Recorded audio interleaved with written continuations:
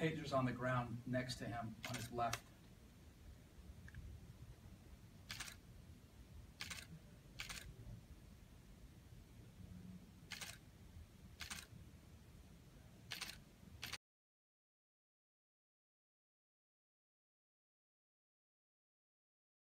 Watch, cops leave taser in hospital room with mentally ill man, kill him when he grabs it. After essentially handing a mentally ill man in the hospital a taser, a Las Vegas cop killed him. But video shows he may have dropped it first. By Matt Agarist, September 29, 2017. Las Vegas NV disturbing body camera footage was released this week showing a Las Vegas Metropolitan Police officer shooting and killing a man inside a hospital room. The justification for killing the man was over the fact that moments before being shot, he pointed a taser at the officer. However, a controversy over the shooting has come up because, as the body camera footage shows, the taser appeared to be on the ground several feet away from the man before the officer shot.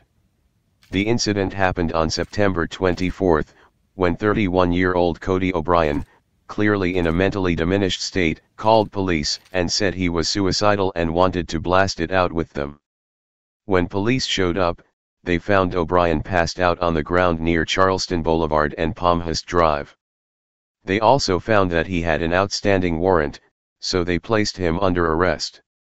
O'Brien was so drunk during the arrest that instead of bringing him to jail, he was brought to the Las Vegas University Medical Center. This is where the story takes a turn for the worse. Advertisement. While in the hospital room with O'Brien, an officer brought in a tactical bag with a taser in it. O'Brien was then left in the room alone with the bag and was allowed to grab the taser out of it. Yes, a mentally ill man, who said he wanted to blast it out with police and who said he was suicidal, was essentially handed a weapon by authorities. O'Brien then waited until at least 2 cops and a nurse are inside the room with him before he brandishes the taser he had hidden on his side. He then appeared to point it at Officer Thomas Rybacki. Read more, San Francisco police shoot man dead who challenged officers with fake gun. When Rybacki sees the taser, he backs out of the room momentarily before re-entering with his service weapon drawn. He then fires a single shot at O'Brien, who then falls over and dies. The point of controversy arrives at this moment. As Rybacki's body camera pans down, the taser is seen several feet from O'Brien, indicating that he could have tossed it before he was shot. Yes, the officer was acting in self-defense. However, if the taser was on the ground before he fired, this self-defense becomes manslaughter. Also, last we checked, tasers cannot fire through walls. Since everyone had gotten out of the room safely, the extremely fast escalation to deadly force was entirely unnecessary as no one was in danger because O'Brien was chained to a hospital bed. All that needed to happen was for the officer to start a short conversation with the man and ask him to drop the taser because it could get him killed. Time was on their side, but they chose not to use it. According to the Las Vegas Review-Journal, Rybacki, who's been with the department since 2014, was placed on administrative leave with pay as the incident remains under investigation.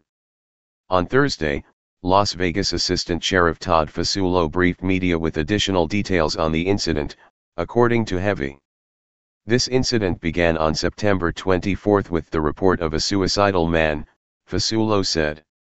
This is the first time we've had an OAS at a hospital and we recognize we have several areas of concern. Specifically, the introduction of a weapon into a hospital room and how the prisoner was secured in that room and left alone in that room for even a few seconds or minutes. Read more, mom gets $3.3 million after cops executed her innocent, unarmed, mentally ill son on video. According to the Las Vegas Review-Journal, O'Brien's death marked the 141st homicide in Clark County this year and the 17th officer-involved shooting investigated by Metro. As you watch the video below, try to think about what officers could have done differently in this situation. Yes, they are required to make quick decisions, however, deadly force should always be used as a last resort. This time, It was the first one. Hey Charlotte County, this is Charlotte County COPWATCH, and I'd like to thank you for all your years of support through the years. As a result, this channel has grown and allowed me an equity partnership in carmarshal.com. Please take the time to check them out.